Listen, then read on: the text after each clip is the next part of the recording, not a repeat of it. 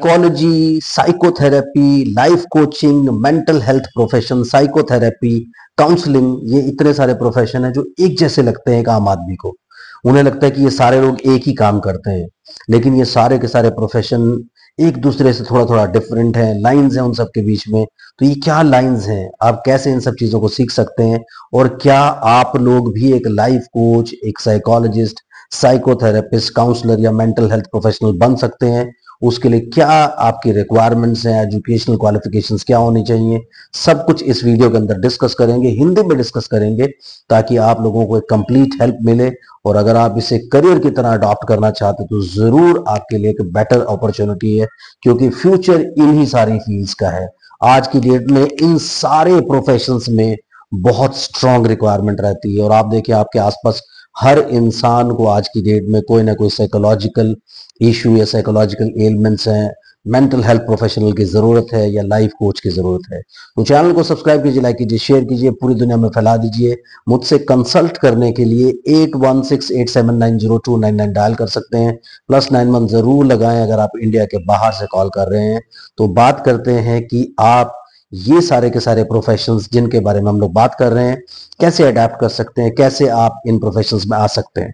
तो बेसिकली क्या होता है कि अगर आप एक लाइफ कोच बनना चाहते हैं, जो कि एक बहुत बड़ा ट्रेंड बन चुका है, क्योंकि लाइफ कोच कौन होते हैं? लाइफ कोच वो प्रोफेशनल्स होते हैं जो आपको लाइफ से रिलेटेड जो प्रॉब्लम्स आती है, यानी आप फिजिकली और मेंटली पूरी तरह से हेल्दी हैं, आपको कोई ऐसा साइकोलॉजिकल इशू नहीं है, लेकिन फिर भी आपको लाइफ में कहीं ना कहीं स्टक फील होता है। आप डिसाइड नहीं कर पाते कि अपनी पर्सनल ग्रोथ के लिए या प्रोफेशनल ग्रोथ के लिए आपको क्या क्या स्टेप्स लेने चाहिए और लाइफ में आगे कैसे बढ़ना चाहिए। तो लाइफ कोच आपको उन सब चीजों के बारे में गाइड करता है। लकीली अभी तक कोई गवर्निंग काउंसिल नहीं है इंडिया के अंदर जो लाइफ कोच की जो एक्टिविटीज है उसको कहीं ना कहीं से गवर्न करने की कोशिश करे। तो कोई भी लाइफ कोच बन सकता है, लेकिन उसके पास कुछ बेसिक सर्टिफिकेशंस अगर हो, नेशनल या इंटरनेशनल, तो वो बहुत अच्छा हो जाएगा। जैसे आप अगर लाइफ कोच बनना चाहते हैं, सबसे पहले आपके पास कोई भी बैचलर डिग्री हो, मास्टर्स डिग्री हो, पीएचडी हो या ना हो, आप कोई भी एक सिंपल ऑनररी पीएचडी लेकर के भी आप लाइफ कोच बनने की तरफ जा सकते हैं। क्योंकि जैसे मैंने आपको बोला कोई गवर्निंग काउंसिल नहीं है, लेकिन अपने स्किल को अच्छे से पॉलिश कीजिए। प्रॉब्लम सॉल्विंग टेक्निक्स आपके अंदर होनी चाहिए, लॉजिकल थिंकिंग आपके अंदर स्ट्रांग होनी चाहिए, आप एक स्ट्रांग लिसनर होने चाहिए, ताकि आप दूसरे को सजेस्ट कर सकें। और स्पीकर तो नेचुरली आपको बहुत अच्छा होना पड़ेगा।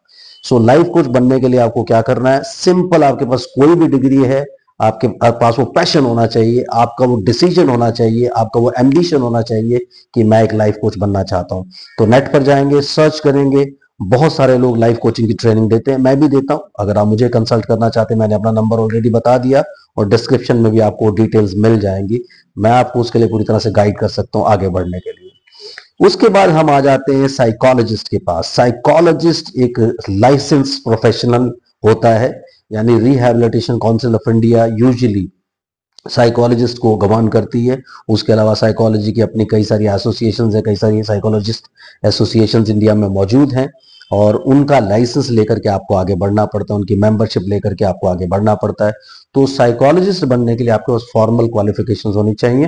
+1 +2 में कई जगह पे साइकोलॉजी का सब्जेक्ट होता है, उसी सब्जेक्ट को आप बेस बना करके आगे बैचलर में और मास्टर्स में लेके जा सकते हैं एंड एक साइकोलॉजिस्ट बन सकते हैं। अगर आपको एक क्लिनिकल साइकोलॉजिस्ट बनना है या रिहैबिलिटेशन साइकोलॉजिस्ट बनना है, तो आपको रिहैबिलिटेशन काउंसिल ऑफ इंडिया के मेंबरशिप और सब कुछ चीजें मिल जाती हैं। उसके लिए कई सारी ऐसी यूनिवर्सिटीज अवेलेबल हैं जो आपको वो सब देती हैं, लेकिन पहले से चेक कर लें कि उन यूनिवर्सिटीज के पास, अगर आप क्लिनिकल साइकोलॉजिस्ट बन रहे हैं या रिहैबिलिटेशन साइकोलॉजिस्ट बन रहे हैं, उन यूनिवर्सिटीज के पास आरसीआई सर्टिफिकेशन है कि नहीं है, यानी उनका जो डिप्लोमा या डिग्री है वो आरसीआई रिकॉग्नाइज्ड है या नहीं है, ये आप पहले से चेक कर लें, तभी आप उसमें एडमिशन लेकर के आगे बढ़ें।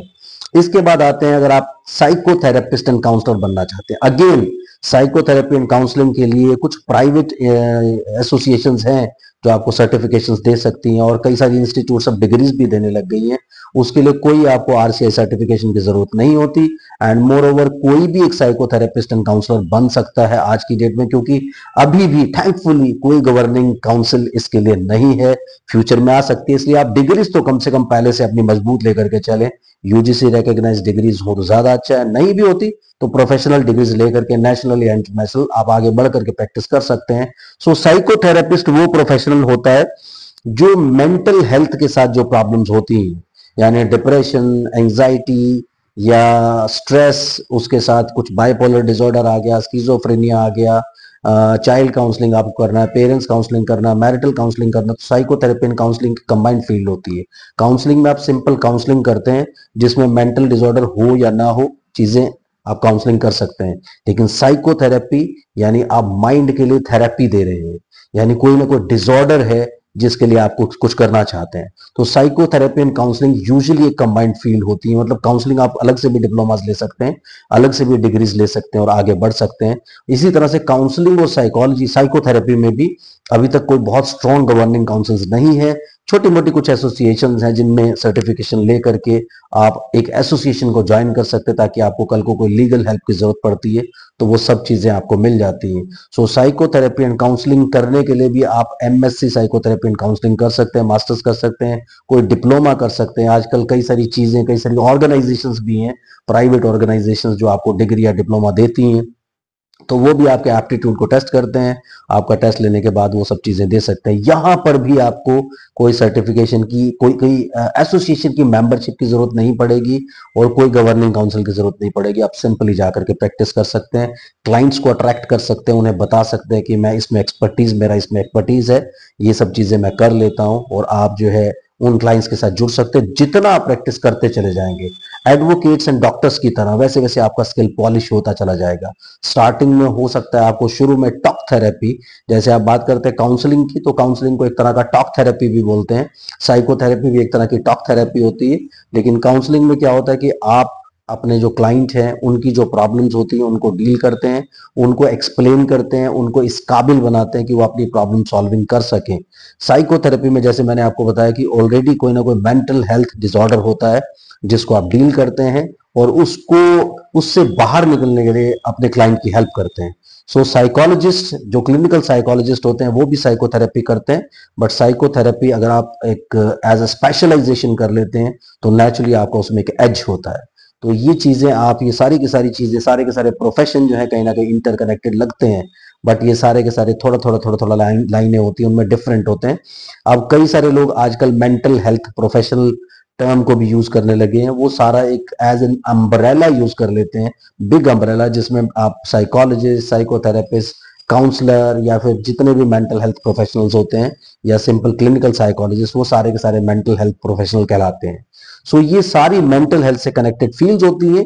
लेकिन लाइफ कोचिंग की फील्ड जो है जनरलाइज्ड एक फील्ड होती है, जिसमें आप जनरल लाइफ प्रॉब्लम्स के बारे में, कैसे कोई भी अपनी एफिशिएंसी को बढ़ा सकता है, अपने गोल्स को अचीव करने के लिए वो क्या स्पेशल एफर्ट दे सकता है, ये सारी की सारी आपको कोचिंग एक तरह से मिल जाती है। तो कोच बनने के लिए आपको सिंपल एक डिप्लोमा या डिग्री अपने साथ लगानी चाहिए, और उसके लिए जैसे मैंने बोला कोई गवर्निंग काउंसिल नहीं है, आपको आगे बढ़ना चाहिए। बहुत स्ट्रॉन्ग कमाई इन सब फील्ड्स में आने वाली है, तो ये सारी की सारी फील्ड्स अडॉप्ट करके आप आगे बढ़ सकते हैं।